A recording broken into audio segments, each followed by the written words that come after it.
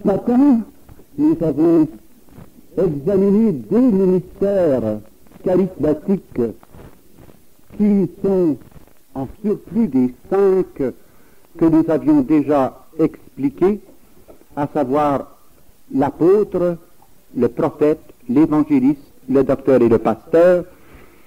Mais il y a aussi d'autres ministères charismatiques qui sont mentionnés, notamment dans l'épître aux Romains et dans l'épître aux Corinthiens.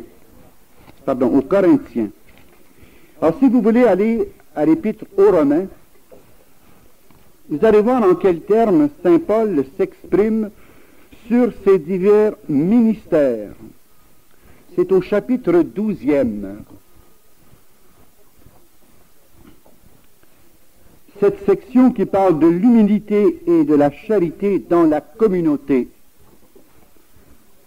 Rappelez-vous que le mot communauté ici se réfère à la notion de koinonia que je vous expliquais au début de la retraite. Au nom de la grâce qui m'a été donnée, dit saint Paul, je le dis à tous et à chacun, ne vous surestimez pas plus qu'il ne faut vous estimer, mais gardez de vous une sage estime, chacun selon le degré de foi que Dieu lui a départi. Car de même que notre corps en son unité possède plus d'un membre, et que ces membres n'ont pas tous la même fonction, ainsi nous, à plusieurs, nous ne formons qu'un seul corps dans le Christ, étant chacun pour sa part membres les uns des autres. Mais, pourvu de dons différents, selon la grâce qui nous a été donnée, si c'est le don de prophétie, exerçons-le en proportion de notre foi. Si c'est le don de service, en servant. L'enseignement, en enseignant. L'exhortation, en exhortant. Que celui qui donne le fasse sans calcul, celui qui préside avec diligence, celui qui exerce la miséricorde en rayonnant la joie. Que votre charité soit sans feinte, détestant le mal, solidement attaché au bien. Que l'amour fraternel vous lie d'affection entre vous, chacun regardant les autres comme plus méritants que soi, d'un zèle sans nonchalance dans la ferveur de l'esprit, au service du Seigneur, avec la joie de l'espérance, constant dans la tribulation, assidu à la prière, prenant part aux besoins des saints, avide de donner l'hospitalité. Il y a évidemment certains recoupements parmi les ministères charismatiques déjà expliqués, mais il y a aussi l'indication d'autres ministères dont nous n'avons pas parlé. Ainsi, par exemple, on mentionne spécifiquement le ministère du prophète. On mentionne spécifiquement le missionnaire du docteur. On mentionne aussi le ministère du pasteur, celui qui préside. Mais il y a en plus d'autres ministères charismatiques qui sont ici mentionnés. Ainsi, par exemple, la diaconie, le service. La diaconie comprend les 7 œuvres de charité corporelle et les 7 œuvres de charité spirituelle, ou les œuvres de miséricorde corporelle, les œuvres de miséricorde spirituelle. C'est quelque chose qu'on a peut-être perdu de vue. On apprenait ça autrefois dans le petit catéchisme. On dirait qu'avec le temps, ces choses-là se sont estompées. Ce qu'on appelle ici les ministères de service ou la diaconie d'amour, si vous vous rappelez le schéma que j'ai fait là, il y avait au centre koinonia et il y avait en bas, à côté de charismata, il y avait l'autre indication, diaconia. Et ce qu'on appelle la diaconia ici, ce n'est pas le service de diacre qui se rattache à l'Eucharistie, mais c'est le service de la diaconie dans le sens des 7 œuvres de charité corporelle et des œuvres de charité spirituelle, ou de miséricorde, comme vous voulez. Et c'est peut-être intéressant de regarder un petit peu en quoi ces œuvres consistent, parce qu'on a tendance parfois à escamoter certains aspects de ces ministères. Ce sont de vrais ministères. Parmi les 7 œuvres de miséricorde corporelle, la diaconie d'amour se manifestera en offrant le vêtement aux pauvres, aux personnes qui sont privées de vêtements. Vêtir le nu, nourrir l'affamé, soigner le malade, visiter les prisonniers, accueillir les étrangers, faire des aumônes et ensevelir les morts.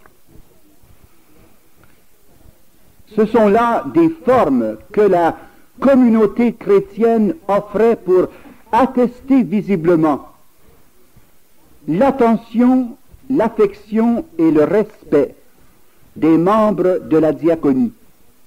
Et à cause de l'éclat de cette charité manifestée sensiblement par la diaconie d'amour, il y avait une véritable évangélisation auprès des non-croyants.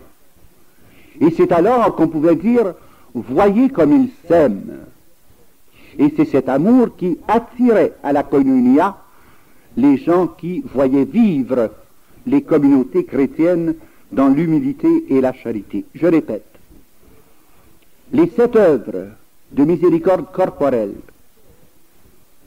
vêtir le nu, nourrir l'affamé, soigner le malade, visiter le prisonnier, accueillir l'étranger, faire des aumônes et ensevelir les morts. Ce sont autant de ministères auxquels peuvent s'adonner des laïcs, aussi bien que des religieux et des prêtres. Vous constaterez en effet que plusieurs communautés religieuses ont été fondées sur l'un ou l'autre de ces principes des œuvres de miséricorde. Mais ce n'est pas restreint aux communautés religieuses, loin de là. Et il y a un champ peut-être plus immense que jamais de secours sous forme de diaconie d'amour auprès des contemporains. Je pense notamment, sur le plan du vêtement, à la possibilité d'amplifier les services, par exemple, de la Saint-Vincent de Paul, de recueillir des vêtements pour les envoyer en pays étrangers lors des grandes catastrophes, comme on en a connu avec les éruptions de volcans, avec les raz-de-marée, avec les tremblements de terre.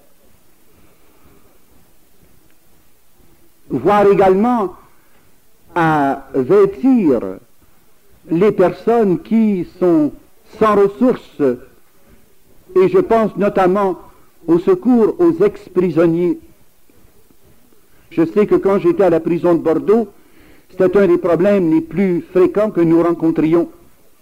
Quelqu'un qui était arrêté, par exemple, au printemps, eh bien, était relâché l'hiver, il n'avait sur le dos que son linge d'été. Et alors j'ai dû mettre sur pied un important vestiaire pour répondre à toutes les tailles, à tous les besoins et à toutes les saisons.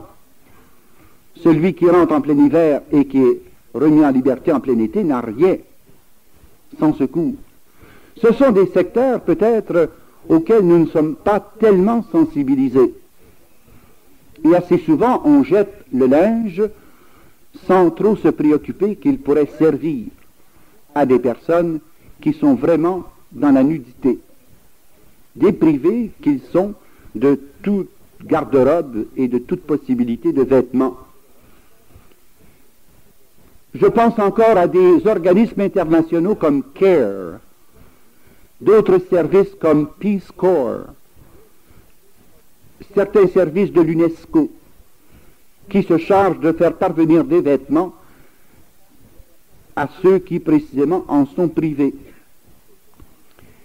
Il y a ensuite toute cette question de nourrir les affamés. Il existe encore des organismes internationaux comme Famille Péréo. Il existe encore d'autres unités internationales qui apportent la nourriture aux personnes qui sont dans les camps de concentration ou qui sont dans les camps de personnes en transit ou qui sont rejetées de leur pays. Je pense notamment aux boat people. Alors, cette nourriture est absolument vitale pour leurs besoins. Et c'est faire ministère d'Église. Non seulement contribuer à ces œuvres-là, mais de vraiment s'y insérer. Qu'est-ce qui nous empêche au niveau d'une paroisse ou au niveau d'un groupe de prière de prendre comme diaconie d'amour l'une ou l'autre de ces formes d'œuvres de miséricorde? C'est pas nécessaire de les exercer tous, on ne peut pas. Mais on peut certainement prendre l'une ou l'autre des œuvres de miséricorde pour assurer que notre communauté de prière débouche sur un engagement chrétien. Et quand des personnes s'engagent d'une façon permanente dans un secteur, ça devient à ce moment-là un ministère, quelque chose de stable, de responsable, qui traduit en acte l'amour du Christ pour ses enfants. Soigner les malades, visiter les malades. Je sais qu'il n'y a pas seulement que ceux qui sont dans les hôpitaux, mais nous recevons combien de fois des appels de détresse de personnes qui sont aveugles, de personnes qui sont infirmes, qui ne peuvent pas quitter leur appartement parce qu'ils demeurent au 3e et qui n'ont pas de visite, ni de leurs enfants, ni de quiconque, et qui sont souvent laissés sans soins, qui auraient quand même besoin. Bien sûr, il existe des services sociaux. Mais avez-vous remarqué qu'au fur et à mesure que les services sociaux s'occupent de certains secteurs, nous, chrétiens, nous nous désengageons en disant ça relève des instances gouvernementales. Autrefois, c'était le contraire. L'Église suppléait au manque de l'État qui ne s'intéressait pas du tout à ces causes-là. Graduellement, on a fondé des hôpitaux pour accueillir les pauvres. Ces hôpitaux ont grandi, sont devenus des centres hospitaliers importants, et une fois qu'ils ont été bien organisés, le gouvernement a mis la main dessus. Aujourd'hui, c'est peut-être la marche inverse qui se produit. C'est qu'on se désintéresse de ces secteurs sous prétexte que ça, c'est le gouvernement qui s'en occupe. Qu'il s'adresse au service social, qu'il s'adresse aux secteurs hospitaliers, qu'il s'adresse au CLSC, sans véritablement assumer notre rôle de chrétien dans le domaine du soin des malades. Il y a ceux qui sont près de nous, je pense notamment aux parents. De plus en plus, la tendance est de placer les parents en institution, et parfois c'est un déchirement profond, un déracinement qui porte ces personnes au découragement et au désespoir. Je reconnais que dans bien des cas, c'est véritablement la seule solution. Mais il ne faudrait pas perdre de vue qu'il y a quand même dans l'expression de la diaconie d'amour ce soin particulier des malades et en tout premier lieu de nos propres parents. Mais il y a aussi le soin de ces malades qui sont négligés parce qu'ils sont isolés. Isolés à cause de l'âge, isolés à cause de leur infirmité, et qui ne peuvent même pas se rendre à leur rendez-vous de médecin parce qu'il n'y a personne pour les conduire ou les ramener. Ou encore parce qu'ils sont dans un 3e, un 4e, et qu'ils ne peuvent pas quitter les lieux. Je pense encore à la forme d'assistance médicale, surtout auprès des cliniques des pays de mission. Vous savez comme moi que dans bien des pays, les gens seraient absolument sans secours médical s'il n'y avait pas ces installations missionnaires qui desservent les cliniques. Mais on sait aussi par ailleurs que dans bien des pays, cette question des médicaments et de l'aide passe souvent sur le marché noir. Et c'est pourquoi ça devient de plus en plus problématique. Mais je peux vous dire par expérience, pour être allé dans différents pays, notamment dans des pays comme le Cambodge, dans des pays comme l'Indonésie, dans des pays comme Haïti, quand nous passons par Secours catholique ou Caritas international, ou que nous transigeons directement avec l'évêque du diocèse, là véritablement les médicaments se rendent et les soins sont véritablement appliqués aux malades. C'est pourquoi il faut un certain discernement dans l'exercice de cette charité pour que vraiment ça atteigne l'objectif voulu. Mais ce qui me fascine et ce qui me remplit d'émerveillement, c'est qu'il semble y avoir un réveil actuellement chez certaines personnes de la profession médicale et paramédicale qui sont prêts à offrir 1 an, 2 ans, 3 ans de service professionnel en pays de mission. Mais c'est certainement une des formes de miséricorde corporelle qui édifie l'Église. Et je pense que pour plusieurs jeunes, en tout cas, ça a été le coup de foudre que de pouvoir participer notamment au secours des pays du tiers-monde, à offrir des secours qui autrement auraient été complètement privés sans cette participation. Donc vêtir, nourrir, soigner, mais aussi visiter les prisonniers. Il existe des organismes bénévoles qui organisent systématiquement ces visites des prisons. Et je sais pour ma part qu'il y a des groupes de prière qui ont pris comme ministère la visite des prisons.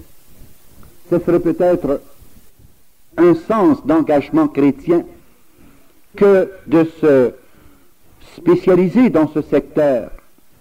Et je ne parle pas seulement que des prisons fédérales ou provinciales, mais je pense aussi à ces maisons d'adaptation ou de réadaptation sociale. Je pense au secteur juvénile, je pense au secteur des personnes qu'on appelle psychopathes, qui, à cause de leur caractère et de leur tempérament, sont obligés d'être institutionnalisés et bien souvent oubliés et fermés à clé. La diaconie d'amour s'exprime par cette œuvre de charité corporelle qu'on appelle la visite des prisonniers, la visite des personnes institutionnalisées qui, sans autrement, n'ont aucun contact avec leurs frères humains. Comment voulez-vous qu'ils croient en Dieu d'amour et de miséricorde? Comment voulez-vous qu'ils croient à une Église vivante quand véritablement personne ne se soucie d'eux et ne leur rend visite? Et je peux vous dire, pour avoir travaillé pendant 10 ans dans ce secteur, que lorsque nous avons mis sur pied ces services de visiteurs bénévoles, eh bien, on a pu rejoindre véritablement en profondeur des gens qui par ailleurs étaient révoltés contre l'Église et contre la foi. Et j'aimerais ouvrir ici une petite parenthèse qui va peut-être vous faire mal, qui m'a certainement fait mal quand j'étais aumônier général des prisons du Canada. Nos frères protestants sur ce point sont au moins 30 ans d'avance sur nous. Ayant été président général des aumôniers du Canada, j'ai dû reconnaître et remettre à l'Armée du Salut la reconnaissance officielle des meilleurs aumôniers de prison du Canada. Pourtant, majoritairement, les aumôniers étaient catholiques. Mais la façon dont les salutistes ou les membres de l'Armée du Salut faisaient leur travail en prison, dans les cours, auprès des officiers de probation, visites à domicile, secours téléphoniques, secours de transport, secours de soins, en ce qui concerne les prisonniers ou les prévenus, il fallait nécessairement leur accorder la reconnaissance officielle et leur remettre chaque année la mention des meilleurs aumôniers de prison au Canada. Et comme j'étais aumônier général, bien, je devais en toute justice remettre la reconnaissance à qui le méritait. Mais c'est anormal quand même, puisque nous avions à la fois un plus grand nombre d'aumôniers catholiques, mais des aumôniers qui travaillaient seuls, sans s'entourer de tous ces laïcs qui aurait pu certainement offrir des services comparables, sinon supérieurs, à ce qu'offrait l'armée du salut. Mais je peux vous dire que chez les salutistes, eh bien, il y a un engagement d'une façon absolument remarquable. Et les membres de l'armée du salut donnent abondamment, spécialement pour ces secteurs, des prisonniers et des délinquants. Ils ont par exemple à Vancouver un service secours 24 heures sur 24 pour les drogués et les suicidaires. Ils ont un hôpital de 400 lits à Vancouver, un hôpital de 700 lits à Winnipeg. Ils ont un réseau d'hôtellerie pour accueillir les robineux dans toutes les grandes villes du Canada. Et bien que numériquement ils soient très inférieurs aux catholiques, socialement et miséricordieusement, ils sont plus présents que toutes les autres dénominations rassemblées. Ça devrait nous faire réfléchir. Et ça devrait peut-être nous aider à prendre conscience qu'il y a des secteurs où nous ne sommes pas présents d'une façon active parce que nous n'avons pas conçu ces choses comme un authentique ministère. Mais c'en est un, et ça rentre dans le ministère de service, de la diaconie. Je peux vous dire aussi qu'à l'intérieur de l'Église anglicane, il y a ce qu'on appelle le Church Army. Ce n'est pas une congrégation religieuse dans le sens canonique du terme, mais ce sont des personnes laïques, soit mariées, soit célibataires, qui consacrent tout leur temps à l'Église anglicane pour desservir le secteur des services sociaux. Non seulement le secteur des prisonniers, mais aussi le secteur des assistés sociaux, des personnes sans travail, des personnes accidentées au travail et des familles qui sont affligées par le feu, qui sont affligées par des catastrophes différentes. Ça m'a grandement édifié de voir la qualité de leur engagement, mais ça a profondément humilié mon cœur de prêtre et de catholique de voir que nous étions si loin en arrière. Pourtant, nous sommes là à proclamer que nous avons la plénitude de la révélation, que nous avons la vraie foi, que nous sommes la seule et unique véritable Église de Jésus-Christ, mais quand il s'agit de l'engagement dans des secteurs de miséricorde, nous charrions le lunch à peu près 3000 en arrière des autres. Je pense qu'il est temps pour nous de prendre conscience que ce sont là d'authentiques ministères charismatiques et que c'est un besoin urgent pour l'Église catholique de s'engager dans ces secteurs. Et là, vous avez un champ d'apostolat illimité pour les laïcs, tant pour les couples mariés que pour les célibataires, tant pour les veufs que pour les veuves, tant pour les jeunes que pour les moins jeunes. Il y a de la place pour tout le monde dans ce secteur-là. Et si vous voyez le zèle et le dévouement de l'armée du salut et de l'armée de l'Église, Church Army, vous seriez absolument époustouflés de voir la créativité que leur inspire la compassion à l'égard de ces gens qui sont dans des situations atroces. L'autre aspect, c'est d'accueillir l'étranger. Bien sûr, nous accueillons des amis de temps à autre. Parfois même, nous accueillons sur la demande de quelqu'un un pur étranger. Mais il reste que nous avons une espèce de xénophobie à l'égard de ceux qui ne sont pas de notre couleur, de notre race et de notre religion. Il a suffi de voir le drame de ces personnes rejetées massivement de leur pays. Il suffit de savoir qu'il y a à peu près 4 millions de réfugiés qui sont dans des camps, tout simplement parce que personne ne peut les accueillir. Ce sont des apatrides, sans passeport, sans droit, sans reconnaissance civile. Et ils pourrissent là dans des camps, espérant qu'un jour, une nation leur ouvrira la porte ou que des familles les accueilleront. Je ne voudrais pas sous-estimer les gestes généreux qui ont été posés par plusieurs églises à l'égard des gens de la mer, mais ça, ce n'est qu'une infime petite proportion de la multitude de ceux qui auraient besoin d'être accueillis. J'ai fait le tour du monde 2 fois. Et quand vous rencontrez des camps qui comptent 1 200 000 réfugiés, à qui l'on donne une boîte de nourriture qui contient la moitié du poisson sec et du riz et l'autre moitié de la chaux pour répandre sur leurs excréments. Ça, c'est la ration d'une semaine pour une personne. 1 200 000.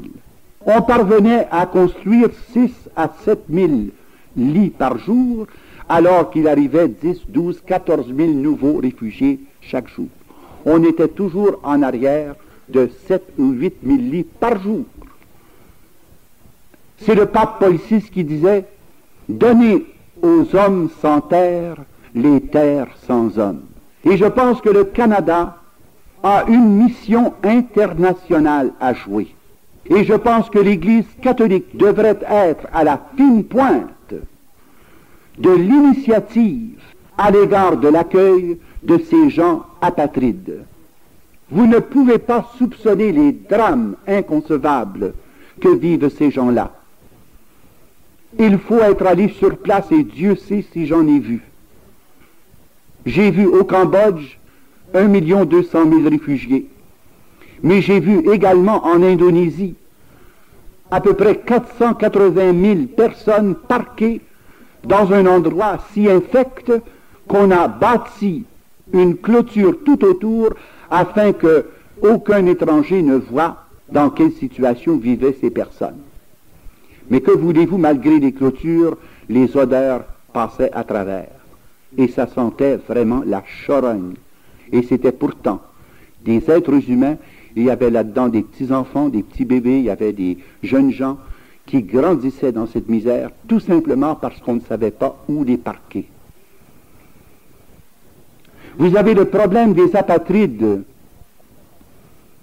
ces gens qui fuient, comme par exemple la Russie soviétique, ou ces gens qui fuient d'autres pays menacés, l'Irak, l'Iran, etc., et qui se retrouvent ainsi dans des camps de concentration, abandonnés par les nazis ou par les forces alliées, et puis qui habitent là tout simplement parce qu'il n'y a personne pour les accueillir.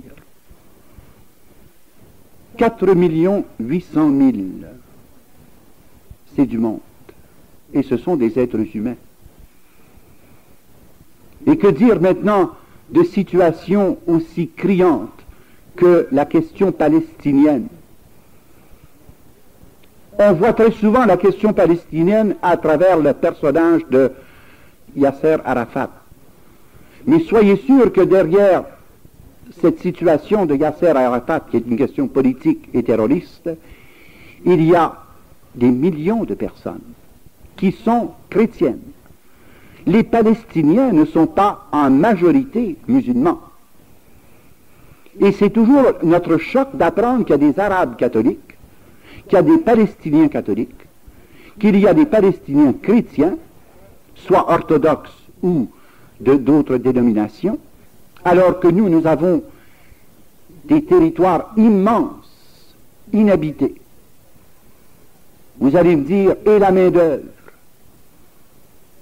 Vous allez dire peut-être, nous avons déjà assez de problèmes économiques sans nous en mettre d'autres sur le dos. Mais peut-être aussi qu'on s'apercevrait que ces gens-là, par leur industrie et leur génie, nous apporteraient énormément.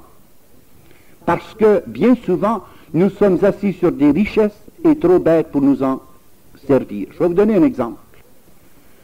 Je connais un monsieur qui avait une terre dans la région de Joliette, sans préciser. Et cette terre était improductive ni pour les patates, ni pour le tabac. Donc, il a dit, ma terre est bonne à rien. Finalement, il a rencontré un Japonais, et quand il a vu que le Japonais était intéressé, il a vendu ça pour une chanson. Alors, le Japonais a fait analyser le sol, et il s'est aperçu que c'était du silicium, presque à l'état pur. Donc, il est parti une industrie de vitrerie, une industrie de verre optique, et il est devenu 4 fois millionnaire depuis ce temps-là. C'est qu'on dirait que on a tellement peur que les autres viennent nous embarrasser qu'on aime mieux pourrir sur un terrain inexploité que de voir s'accroître le bien-être de nos frères humains par l'apport de leurs différences culturelles. Et pourtant, nous nous disons chrétiens. La diaconie d'amour implique ce ministère de l'accueil.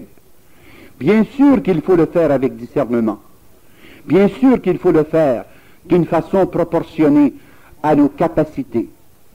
Mais d'autre part, quand nous regardons la situation bien en face, nous sommes fort, fort loin de donner un témoignage d'Église qui soit témoignage d'Évangile selon le radicalisme des béatitudes. Ce sont là d'authentiques ministères. Et il suffit de voir, par exemple, des personnes comme le père von Straten, comme Wurmbrand, qui se sont consacrés corps et âme à régler certains de ces problèmes et qui sont entourés d'équipiers par centaines pour essayer d'alléger un peu cette souffrance. Bien, ces gens-là travaillent pratiquement dans le désert. Combien parmi vous connaissez le père von Straten? Levez donc la main. Combien parmi vous supportez les œuvres du père von Straten? Puis là, on a juste un petit échantillonnage. Et le père von Straten lui-même dit: ce que je fais, c'est une goutte dans l'océan. Il essaie d'être la conscience de l'Église au cœur de ces apatrides, au cœur de ces gens aussi qui sont en captivité. Il essaie d'être présence d'Église, mais il n'y a pas le support de l'Église. Il travaille jusqu'à s'exténuer, tout simplement en pure perte d'énergie, parce qu'il n'y a pas un secours d'Église, de koinonia, de communauté. Et c'est comme ça dans bien des secteurs. Savez-vous, par exemple, qu'il existe des personnes qui ne peuvent pas demeurer plus que 2 mois dans un même pays? On les connaît généralement sous les noms de gypsies ou de gitans. Mais savez-vous que cette histoire des gitans, quand on la connaît, a de quoi nous faire pleurer? Savez-vous d'où vient ce groupe de personnes qu'on appelle les gitans? Ce sont des gens qui ont été chassés de leur pays par les musulmans au 7e siècle. C'étaient tous des chrétiens, et d'ailleurs la grande majorité des gitans sont chrétiens. Environ 47% sont catholiques. Mais étant apatrides, ils n'ont ni logement, ni droit de cité nulle part, et ainsi ils sont chassés de pays en pays, et en Europe, les gitans ne peuvent pas demeurer plus que 48 heures dans la même ville. Ils sont chassés par la police. Ici au Canada, on leur donne un délai de 3 mois. Mais ils doivent quitter le Canada dans les 3 mois, sans quoi les forces policières les expulsent du pays, ailleurs. Et ça fait des siècles que ça dure. Ce sont des chrétiens. 97% des gitans sont des chrétiens. 47% sont des catholiques.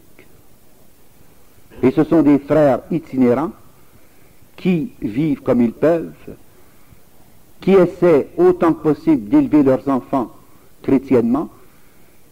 Depuis peu, ils sont dotés d'écoles sur roues, mais ça fait pas longtemps qu'ils peuvent recevoir au moins une éducation grâce à ce secours catholique qui a été établi en France. Mais ce sont des situations horribles, à déchirer le cœur. Mais on dirait qu'on est indifférent à la souffrance de ce grand nombre. Ce sont là des secteurs de ministères où les laïcs ont un rôle maximum à jouer. Je pense ensuite à tous ces secteurs d'offrir des aumônes. De ce côté-là, je pense que le peuple canadien a été très sensibilisé à de nombreuses œuvres de charité, et là-dessus, je ne voudrais pas faire de commentaires désobligeants, loin de là. Mais la seule chose qui arrive, c'est que parfois, une fois qu'on a fait notre aumône, soit pour les missions, soit pour la Croix-Rouge, soit pour la dystrophie musculaire, soit pour la recherche cardiaque, une fois qu'on a donné là, eh bien, on estime que notre devoir est accompli.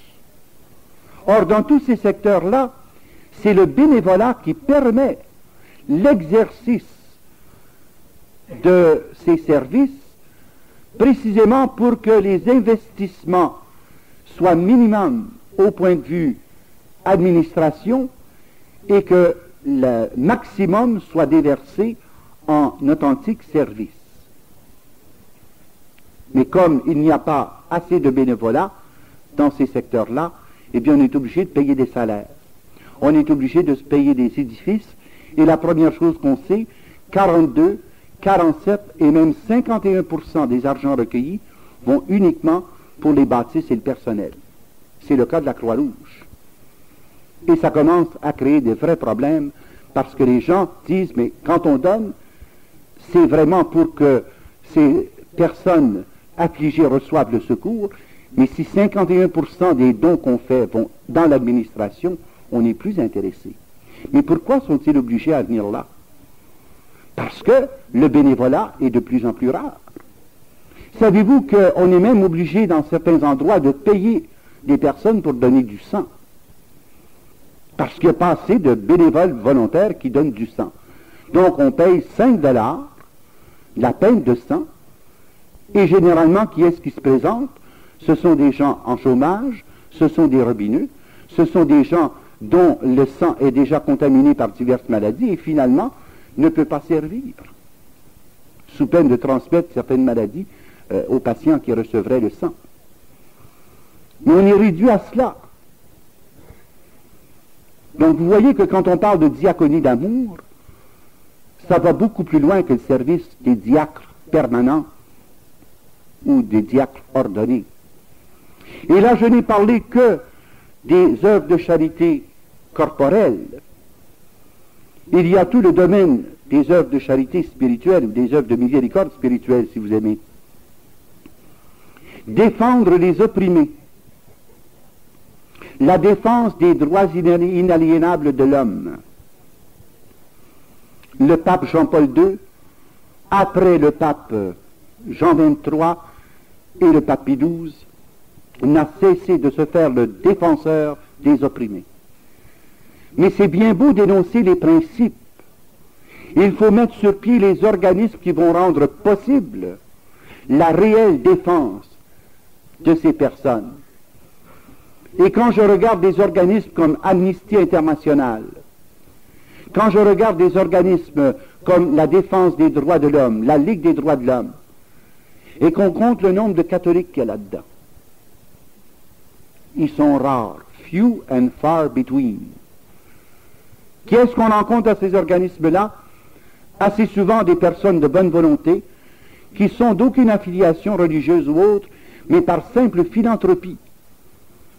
Parce qu'ils ont le sens de l'autre, eh bien, se consacrent à ces œuvres-là. S'il y a un secteur où les catholiques devraient assumer des ministères concrets, c'est dans ces secteurs de la défense des droits de l'homme, des droits de l'enfant, des droits de la femme, surtout dans certains pays où la condition de la femme est subhumaine.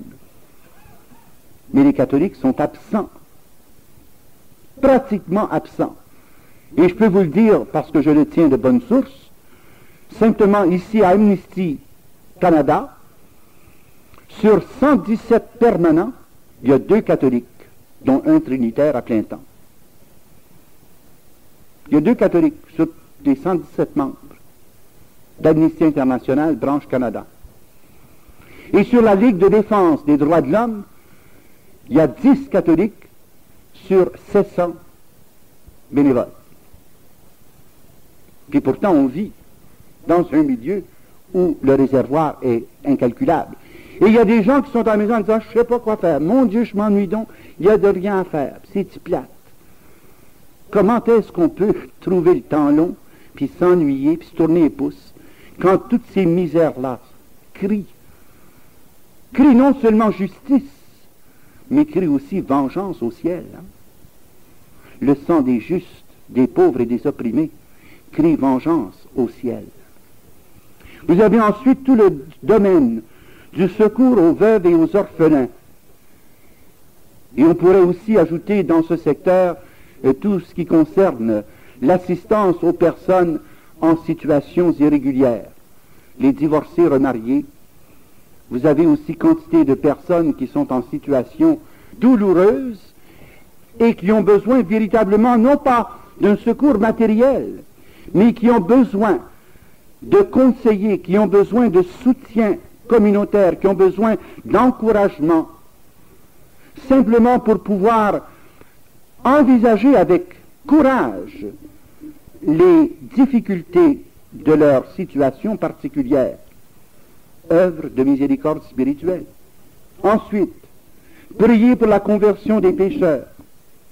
Assister les mourants. Assister les mourants, c'est encore toute une chose. On pense que maintenant que nous avons des hôpitaux bien organisés, que nécessairement les mourants sont tous bien assistés. Détrompez-vous. Surtout avec le système qui s'installe rapidement entre l'euthanasie passive et bientôt l'euthanasie légale, la question d'assistance aux mourants est pratiquement entre parenthèses. Et vous savez qu'avec les coupures de budget qu'on a fait dans le service hospitalier, eh bien ça affecte quantité d'aumôniers d'hôpital. Et ça a supprimé les services de pastoral hospitalier qu'on avait de peine et de misère mis sur pied dans le temps que je m'occupais des hôpitaux du Québec. Bien, tout cela est en train de s'effondrer. Et ce qui arrive comme conséquence, c'est que les mourants meurent sans les secours de la foi. Je prends simplement 3 exemples.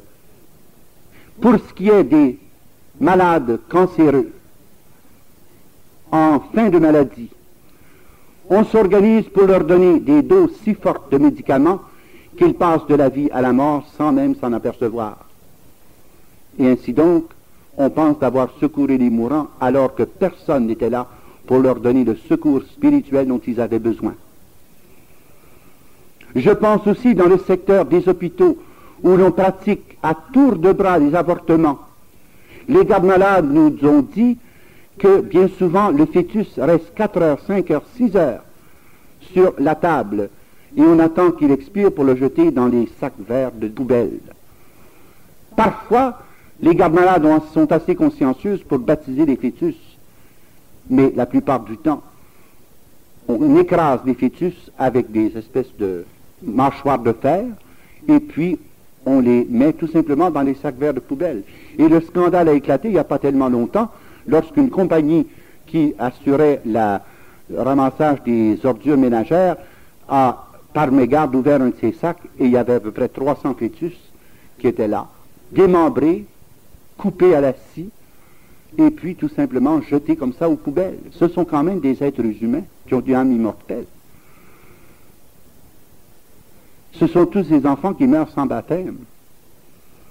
Qu'est-ce qu'on fait, nous, comme catholiques et comme chrétiens, pour faire entendre notre voix, non seulement sur le plan législatif, mais sur le plan institutionnel, pour voir à ce que ces enfants-là reçoivent au moins le secours du baptême? Parce que dès lors qu'ils sont des êtres humains, ils ont droit à être baptisés, même s'ils sont des fœtus. Et on ne s'en soucie pas. On a perdu le sens de la vie, le sens de la dignité humaine. Et c'est pourtant un fait. Et ensuite, vous avez toute cette question des enfants qui sont nés avec des difformités. Il existe actuellement un courant très fort où l'on essaie d'éliminer par toutes sortes de méthodes la formation de ces enfants qui sont atteints de difformités graves. Donc il n'est pas question ni de les baptiser, ni de leur donner quelques secours de la foi, et ils meurent tout simplement étouffés dans leur oreiller, ou bien parce qu'on leur a donné une piqûre en surdose. On les élimine pour assurer une meilleure qualité de race. Hitler n'a pas pensé autrement. On a blâmé Hitler, et savez-vous qu'on est rendu à faire pareil pour assurer l'eugénisme, une meilleure qualité de race. Puis on laisse faire ça. On ne dit pas un mot. On ne lève même pas le petit doigt face à ces problèmes. Voyez-vous la diaconie d'amour, là? Je ne sais pas ce que ça vous fait à vous, mais moi, ça me rend malade. Ça me rend malade. Et à tout bout de champ, dans un autre secteur, on découvre des gens qui sont morts depuis 3 jours, 4 jours, 5 jours, 6 jours, des voisins. Tout à coup, on appelle la police parce que ça sent mauvais de l'autre côté, et on s'aperçoit que c'est un vieillard, une personne âgée, une personne malade, qui a eu une crise cardiaque et qui est en état de putréfaction quand on vient pour la secourir. Parce que personne ne se souciait ni de maintenir la vie, ni de les préparer à la mort. Et ils sont morts bien souvent dans le désespoir. On peut le voir dans la pause qu'ils ont pour essayer d'avoir du secours. Ils ont les cheveux arrachés. Bien souvent, ils se sont lacérés. D'autres ont essayé de peine et de misère de se rendre au téléphone ou de se rendre à la porte. Et on voit les marques de doigts pour essayer, dans un dernier effort, d'appeler au secours. Puis, ils sont là. J'ai travaillé assez longtemps à la morgue pour me rendre compte de facto de ces situations, parce que tous ces cas-là nous sont envoyés à la morgue. Et quand on voit ce qui se passe, il y a de quoi nous faire mourir de peine. Où est l'Église? Où sont les catholiques? Où sommes-nous? À ce signe, on vous connaîtra pour mes vrais disciples, à l'amour que vous avez les uns pour les autres. Voyez-vous pourquoi il faut parler de nouveaux ministères dans l'Église? Voyez-vous quelle est la place du laïcat dans l'Église? Pensez-vous que vraiment, il n'y a pas d'espace vital pour exercer divers ministères et prendre à charge certains secteurs qui, après tout, font partie véritablement de la révélation et de l'enseignement officiel de l'Église, au service que l'Église doit rendre dans son milieu? Vous les avez toutes appris, ces choses-là, voyons. Les 7 œuvres de charité, les 7 œuvres de miséricorde corporelle, les 7 œuvres de miséricorde spirituelle. Vous les avez toutes appris. Mais comment ça se fait que on dirait que ça nous passe 1000 pieds par-dessus la tête? Parce qu'on a laissé les institutions se charger des problèmes, et alors nous, on s'est déculpabilisé en disant, ça ne nous regarde pas. Il y a des services sociaux, il y a des services hospitaliers, il y a des services médicaux, il y a toutes sortes de services. Si les gens sont trop sans dessein pour s'en servir, ben qu'ils s'organisent. Qui crèvent, ils sont trop bêtes. C'est un raisonnement chrétien, ça. Les païens ne pensent pas différemment de ça. Même il y a des païens qui pensent 1000 fois mieux que ça. Je connais personnellement des païens qui ont infiniment plus de compassion pour leurs frères humains que bien des catholiques. Un bout de papier, je vous assure. Ensuite, consoler les affligés. Tout ce ministère de counseling. Et ça peut se faire aussi bien par téléphone que ça peut se faire par visite, que ça peut se faire par rencontre. On a besoin de plus en plus de personnes qui ont ce qu'on appelait l'autre jour le ministère de l'écoute. Nous avons ouvert ici un tout petit service qui s'appelle Carrefour de la prière. Eh bien, bien que nous ayons 4 lignes de téléphone, nous sommes toujours débordés du matin au soir d'appels téléphoniques. Vous avez telle aide à Montréal qui a besoin d'avoir des bénévoles. Vous avez telle aide Québec, telle aide Ottawa, telle aide Hull. Au jour et nuit, 24 heures sur 24, on cherche des bénévoles qui vont véritablement apporter des conseils chrétiens, des encouragements à ces personnes désolées. Consoler les affligés, ça fait partie des œuvres de charité, de miséricorde spirituelle. C'est ça la diaconie d'amour. Ce sont autant de ministères. Ensuite, instruire les ignorants. D'instruire les ignorants. On se dit aujourd'hui avec les systèmes scolaires gratuits, on ne voit pas ce qu'on vient faire là-dedans, instruire les ignorants. Mais j'ai des petites nouvelles pour vous autres. Même si effectivement les gens sont scolarisés, ça ne veut pas dire qu'ils ne sont pas ignorants. Ils sont d'abord ignorants sur le plan de la foi. C'est épouvantable. Ils sont ignorants sur le plan social. Ils sont ignorants sur le plan caritatif. Ils sont ignorants sur le plan de l'Église.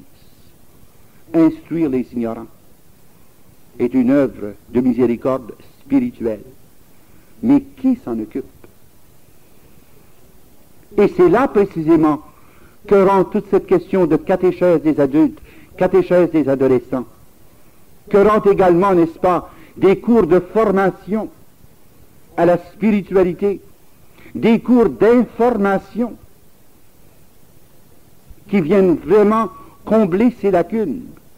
Je peux vous dire simplement qu'au centre Paul VI, où nous accueillons des jeunes de 18 à 25 ans, et remarquez qu'ils sont triés sur le volet, hein, parce qu'ils nous sont référés par divers mouvements chrétiens, soit sur le plan des R-cubes, soit sur le plan de rencontres, soit sur le plan des coursillots, soit sur le plan charismatique. Et malgré tout, quand on commence à leur donner des cours, là, dans le cadre de la formation à l'évangélisation, les deux bras nous tombent. On dit c'est pas possible.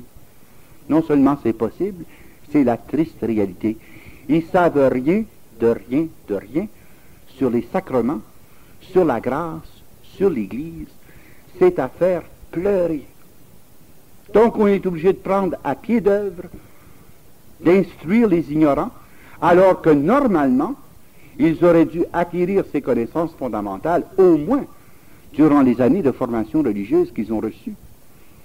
Mais on doit se rendre devant la triste évidence qu'au niveau secondaire et au niveau cégep, ils ne reçoivent vraiment pas sur le plan de la foi et des fondements de la foi une connaissance adéquate. Et alors on est obligé de reprendre des secteurs complets pour les habiliter à l'évangélisation. Et je peux vous dire que ce n'est pas parce qu'ils sont réfractaires. Hein. Ils veulent, ils ont faim et soif. Et on pourrait leur donner 7, 8, 10 heures de cours par jour. Tellement ils veulent apprendre. Ce n'est pas parce qu'ils sont bornés ou parce qu'ils sont opposés à l'instruction religieuse. Mais tout simplement parce que pendant qu'ils étaient dans nos institutions scolaires, on s'est préoccupé de les former sur le plan de la science, sur le plan de la littérature, sur le plan de l'histoire, sur le plan de la géographie, sur le plan des sciences humaines. Mais on ne s'est pas vraiment soucié de les former sur le plan de la conscience, sur le plan de la foi, sur le plan de la connaissance religieuse. Et nous sommes encore dans un système confessionnel. Imaginez-vous si on était dans un système non confessionnel. Ça ne retardera pas d'ailleurs. D'ici 2 ans, nos écoles seront tous non confessionnelles. La législation est déjà prête. On va commencer par éliminer le secteur privé en enlevant les octrois. Puis une fois qu'on aura éliminé le secteur privé, on déclarera secteur public et là les écoles deviendront non confessionnelles. Et je vous dis qu'en 2 ans c'est fait. Qu'est-ce qu'on va faire? Se croiser les bras en disant, ah ben qu'est-ce que tu veux? C'est comme ça. Il faut prendre ça comme ça vient. C'est notre silence et notre inertie qui a rendu possible des situations aussi désastreuses. Parce qu'on n'a pas pris à cœur ces ministères. Vous voyez pourquoi? Nous serons forcés demain d'établir des nouveaux ministères pour la suppléance. Car à côté des écoles séculières et laïcisantes, on devra donner, comme aux États-Unis, le CCD, les cours d'instruction religieuse, le samedi et le dimanche, pour assurer une instruction religieuse à ceux qui désormais ne seront plus rejoints par l'institution. Mais ça aura été notre faute. Hein. Parce que depuis 1960, nous avons tout simplement fermé les yeux en disant la révolution tranquille va nous donner plus et mieux et plus grand et plus beau et plus ignorant. On peut dire macapa, macapa, macapa, macapa. On peut se battre la poitrine bien des fois. Mais cela ne nous dispense pas de cette diaconie d'amour dans le secteur des œuvres de miséricorde spirituelle, dont l'instruction des ignorants. Ensuite, un autre secteur qui aurait besoin des intercesseurs, intercéder pour les vivants et les morts. Si vous saviez comme il y a actuellement un besoin immense d'intercession. Chaque jour, nous recevons de 5 à 700 lettres. Et à certaines semaines où je reçois 10 000 lettres d'intention de prière. Au secrétariat, j'ai 38 personnes qui font le dépouillement du courrier et qui assurent ainsi au moins une réponse ou une forme de soutien à ces personnes qui adressent leurs intentions de prière. Et je suis certain qu'on ne couvre pas le secteur. Les gens sont là à demander de l'intercession. Bien, on aurait besoin des armées d'intercesseurs. Vous savez que dans certaines églises, notamment dans les églises pentecôtistes et les églises qu'on dit apostoliques, il y a ce qu'on appelle les prayer warriors, les guerriers de la prière. Et ça, ce sont des gens qui ont un ministère de prière entre 5 et 7 heures par jour d'intercession pour divers besoins de l'Église. Ce sont généralement des personnes âgées, ce sont des personnes alitées, ce sont des personnes qui ne peuvent pas travailler sur le plan des activités socio-économiques, mais qui véritablement consacrent tout leur temps à prier pour l'Église, à prier pour leur pays et à prier pour les diverses intentions de prière. Nous avons réussi à mettre sur pied ici des adorateurs qui se succèdent donc tous les mardis dans un 24 heures d'adoration devant le Saint-Sacrement. Nous avons en plus 2000 adorateurs à domicile et environ 4700 intercesseurs. Mais on s'aperçoit que des gens seraient attirés vers ce ministère si seulement ça leur était dit. Et c'est là tout un secteur d'apostolat, tout un ministère de ceux qui intercèdent auprès de Dieu. Et comme on sait que la prière est toute puissante sur le cœur de Dieu, il serait important de former dans chaque communauté paroissiale, diocésaine, des véritables guerriers de la prière. Amen. Alléluia.